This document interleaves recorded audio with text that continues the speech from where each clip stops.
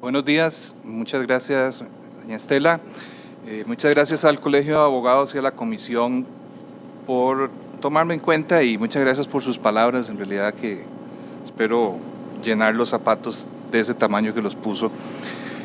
En realidad el tema de las garantías a primer requerimiento ciertamente es uno de los temas más en índole bancaria, internamente, muy especializado. O me acerco yo, se acerca el micrófono, ¿verdad? Ok, gracias.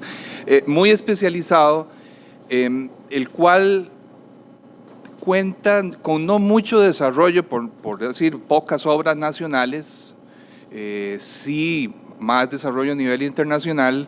Como decía don Álvaro, no hay, cuando nos precedió, en ese tema específico una regulación concreta de la materia.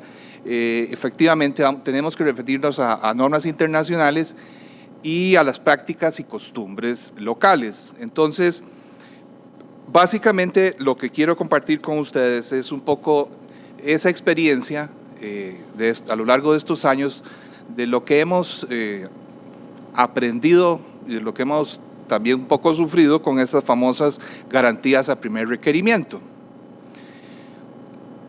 Entrando en materia, lo que no son, hay una necesaria aclaración que debemos hacer. La literatura abunda sobre los temas de créditos documentarios y de hecho cuando uno busca, y los autores dicen que las garantías a primer requerimiento se derivan de la estructura de los créditos documentarios, pero no son créditos documentarios. ¿Y por qué no son créditos documentarios? Porque en los créditos documentarios hay otras relaciones que subyacen, por ejemplo, cuando son para negocios de importación, de exportación. Por eso decíamos que no lo son. En negocios internacionales también encontramos las famosas créditos stand-by, que surgen también en la vida del comercio internacional. Se parecen más a las garantías a primera demanda, a primer requerimiento, pero siguen estando en el ámbito de negocio internacional. Aunque en la práctica, para ser honestos, es muy usual de banco a banco que simplemente por la gestión de sus clientes, un banco pues emite la stand-by para que a su vez nosotros como otro banco emitamos las garantías. Esas son las más cercanas, podría decirse, a las garantías de primera demanda, primer requerimiento, pero por su propio origen prefiero separarlas. Y por supuesto, algo de lo cual don Neftalí va a desarrollar con muchísimo más propiedad, no son pólizas ni bonos de fidelidad o seguro de fidelidad. Eso no son las garantías a primer demanda o a primer requerimiento. Ahora, en el ámbito bancario, aunque no tenemos una regulación específica que nos diga sobre esta materia, por lo menos en la Ley Orgánica del Sistema Bancario, el artículo 57 regula el tema contable, de cómo tienen que registrarse, y en el 61 de esa misma ley, los incisos 3, 8 y 13, encontramos la redacción del legislador que nos permitiría decir que ahí está el fundamento para que los bancos comerciales públicos o privados puedan trabajar en esta materia. Es importante tener presente este inciso 8, y eso no es una coyuntura histórica, este inciso 8 y el inciso 13 tienen una gran similitud, pero no son, el inciso 13 no es el original de 1953, este vino a ser adicionado mucho después, allá como por el 2009, y lo reiteró la ley, y lo reiteró porque fue una repetición, la última reforma integral del sistema de banca de desarrollo, de manera que este 13 no hay que endosárselo al legislador del 53 con el inciso 8, pero por lo menos sí nos dan una norma bastante amplia cuando nos remiten a operaciones de crédito compatibles con la naturaleza técnica de los bancos, y luego los bancos comerciales que no estén prohibidas por ley, aunque eso pareciera llover sobre mojado. Y el inciso 13 también nos dice operaciones activas que los usos, las prácticas, las técnicas nacionales admitan o internacionales admitan como propios en la actividad financiera y bancaria. De manera que aquí nos da bastante amplitud desde el punto de vista regulatorio bancario para entrar en esta actividad.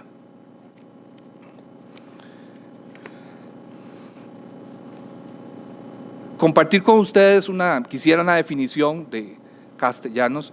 Es un contrato, por supuesto que es un contrato. O sea, la garantía es el primer requerimiento, donde un sujeto, un tercero, emite un instrumento y se obliga a pagar a un beneficiario. No cualquier sujeto, porque no es cualquier, el beneficiario no lo va a aceptar de cualquier persona.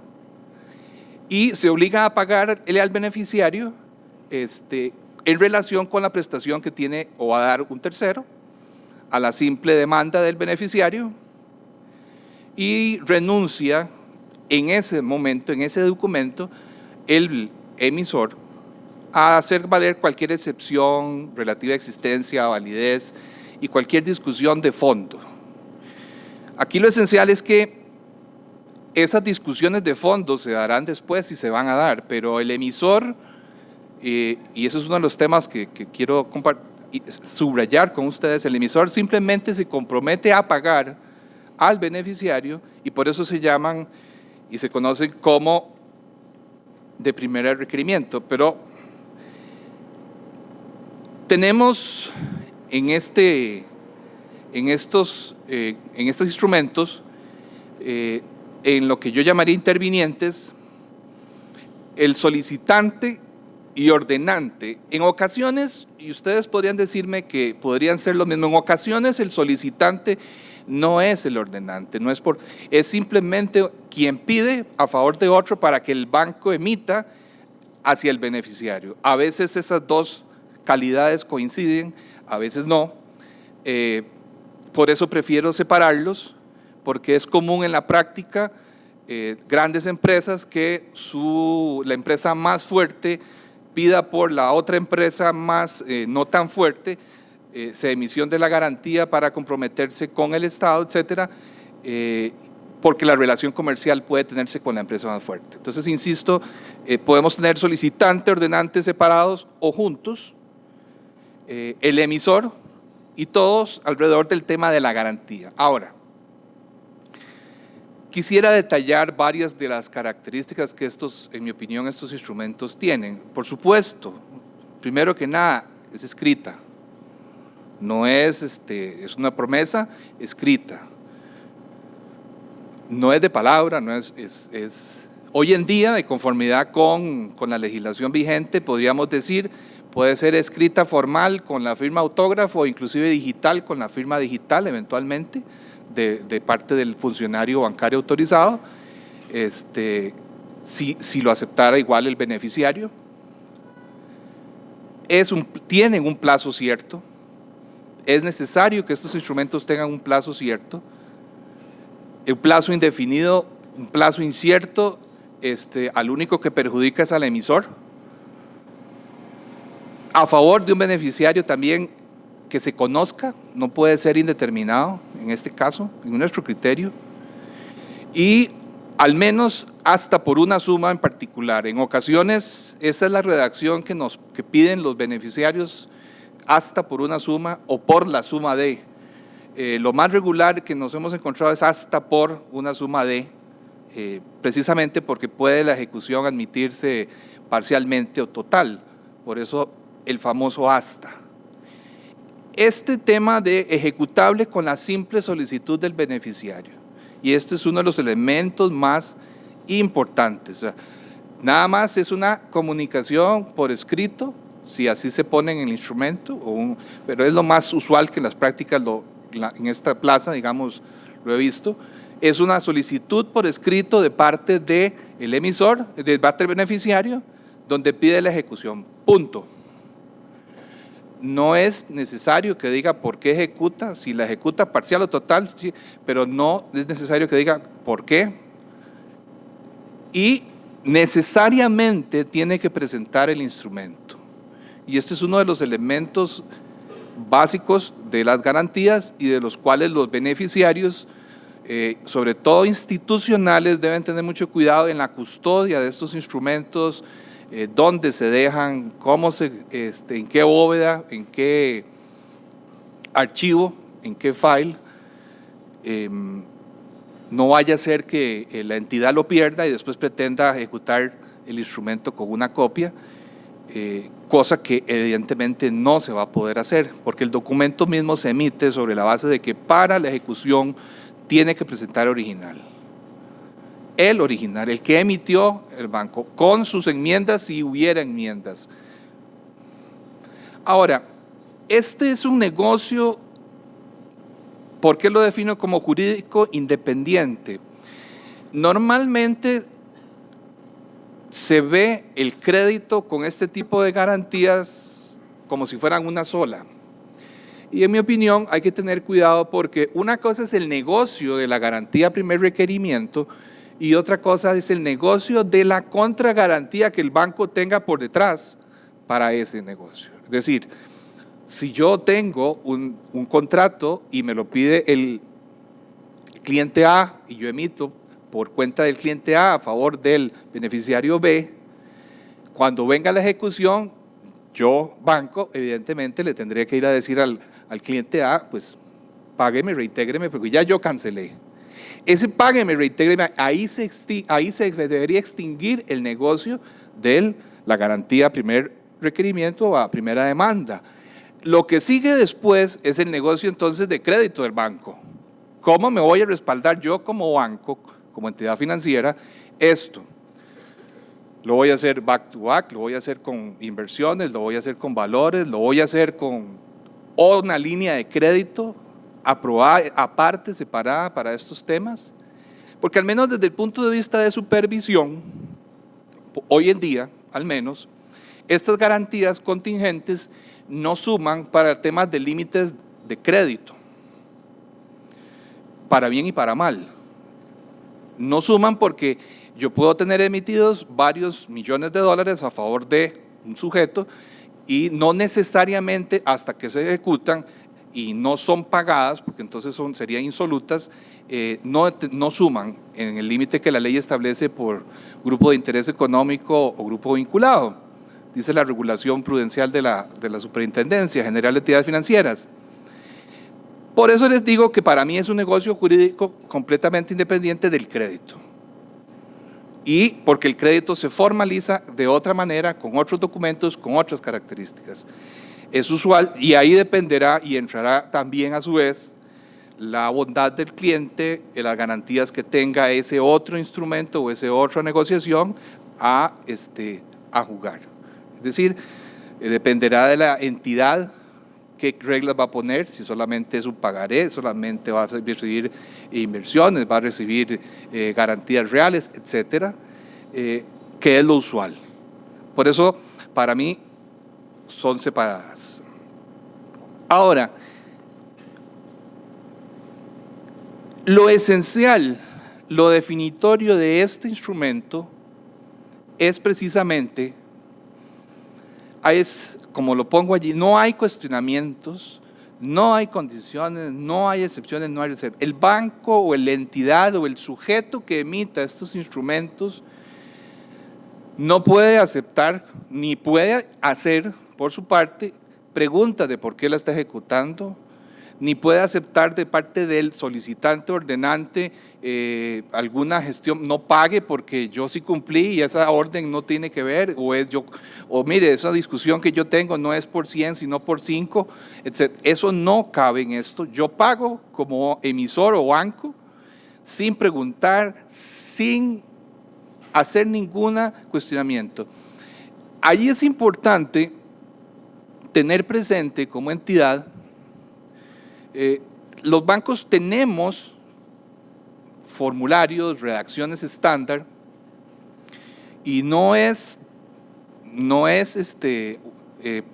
poco común, al contrario, es algo bastante común últimamente que los carteles licitatorios de entidades públicas incluyan hasta la redacción de los textos de las garantías que necesitan o que el ordenante, si es internacional o un banco extranjero, también proponga una redacción, y ahí hay que tener cuidado de si esas redacciones tienen algún defecto o vicio que pueda llamar a cuestionamientos o pueda poner al banco a la obligación de pedir algo más que la simple solicitud, es decir, no sé, presentar alguna carta adicional donde pidió la ejecución de la garantía o algún requerimiento o acceso a un expediente, en fin, porque eso ya no sería entonces una garantía de primer requerimiento, y ese es el elemento fundamental.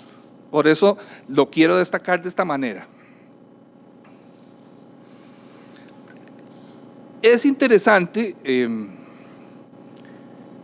los encontramos con muchas denominaciones, las típicas, y me permití un poco ponerla a la par en inglés, la denominación, porque muchos de los bancos cuando en inglés nos giran instrucciones, vienen de esta manera, pedidos, y para aquello del lenguaje técnico, las llamamos, y para muchos puede ser muy familiar, o garantía de participación, garantía de cumplimiento, bono de cumplimiento. Uno que a mí me llamó mucho la atención la primera vez que lo vi hace años, garantía por anticipo o simplemente garantía bancaria. Por supuesto que cuando yo digo garantía de participación y cumplimiento, si se enfocan en contratación administrativa, pues tendrán que irse a las reglas específicas de la ley de contratación, reglamento de contratación y los pronunciamientos de la Contraloría para definir los alcances de ese tipo de instrumentos que se puede tener y que no se puede tener. Pero hemos encontrado, por supuesto que en la empresa privada, garantías también de cumplimiento y que no tienen necesariamente que ser tan rigurosas como para una licitación o contratación pública, pero aún así deben tener ese elemento esencial. Y les decía que uno de los que me llamó la atención, que lo he encontrado tanto en la contratación pública, en la contratación privada, es esa garantía por anticipo que se presenta porque el contratante le va a adelantar parte del pago al contratado. Normalmente es obras grandes, carreteras, proyectos muy grandes, y para que pueda ese contratado trabajarlo, y no necesariamente con su propio capital, porque puede que entre ahí un tema de costo-beneficio, de si lo hace con su propio capital o si se financia con un banco, el que lo ha contratado, la entidad pública o privada, hace un avance. Y entonces se pueden presentar las tres modalidades en un solo negocio. Puede haber una garantía de participación, puede estar el garantía por anticipo y después puede estar hasta la garantía de cumplimiento. Pueden darse las tres en un mismo negocio y sin ningún problema.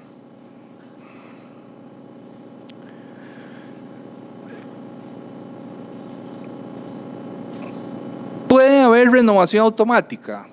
Les decía yo al inicio, las garantías a primer requerimiento deberían tener un plazo cierto. Yo diría que hemos encontrado casos que sí nos lo han solicitado, y específicamente para los tribunales de justicia donde han tenido que rendir una caución. En las contrataciones normales y corrientes tienen un plazo definido, pero recuerdo uno o dos casos donde para una caución judicial se estableció, y fue muy interesante el proceso, porque el juzgado intervino a la hora de la redacción, y por supuesto las partes que estaban litigando, porque lo que necesitaban era un instrumento que pudiera prolongarse en el tiempo conforme fuera prolongándose la discusión judicial, pero también el banco, nosotros como emisor teníamos que tener una salida o puerta de emergencia, y logramos una redacción en la cual se prorrogaba, salvo que nosotros un mes antes avisáramos al juzgado que no íbamos a renovar más y que por tanto íbamos a ejecutar nuestra garantía que teníamos. Ese particularmente estaba contragarantizado, ese instrumento, con un back-to-back, que tiene que ver, dicho sea de paso, con el artículo 4 de la Ley de Garantías Mobiliarias que estaba hablando don Álvaro temprano, y ahí en la forma de cómo operacionalizarlo. Les decía que hay que poner atención a los textos alternos. En ocasiones son muy insistentes los ordenantes o los solicitantes o los bancos y normalmente nos hemos encontrado que dice, este negocio se va a hacer así porque de esa manera es que se ha pactado entre nosotros, y en los mensajes SWIFT que nos cruzamos, por lo menos al menos nosotros siempre hemos solicitado, cuando ya no hay forma de negociar, esta frase que ustedes encuentran ahí en inglés, que en pocas palabras lo que está diciendo es, yo voy a emitir el documento de esta forma porque usted me lo está pidiendo. Y si este documento no sirve así, yo me libero de responsabilidad porque usted me lo está pidiendo así. ¿Cuál manera? A veces sí se ha podido hacer, se ha podido negociar, pero hemos encontrado situaciones donde definitivamente no se puede, y nuestra recomendación siempre ha sido mejor salvemos la responsabilidad, salvemos, porque no sabemos el día de mañana y no queremos, como dice coloquialmente, ser la carne del sándwich después cuando estén en discusión, ¿verdad?, las partes, y digan que además la garantía fue mal emitida o que digan además que la garantía no cumplió su cometido, etcétera.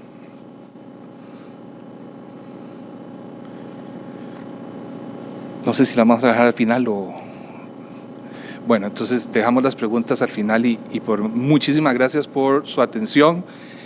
Yo sé que don Rolando tiene un caso y se va a referir a un caso particular concreto y hemos coordinado la presentación. Para mí ha sido un placer exponerles a ustedes y compartir estos minutos con ustedes, y quedo a las órdenes para al final cualquier pregunta. Gracias.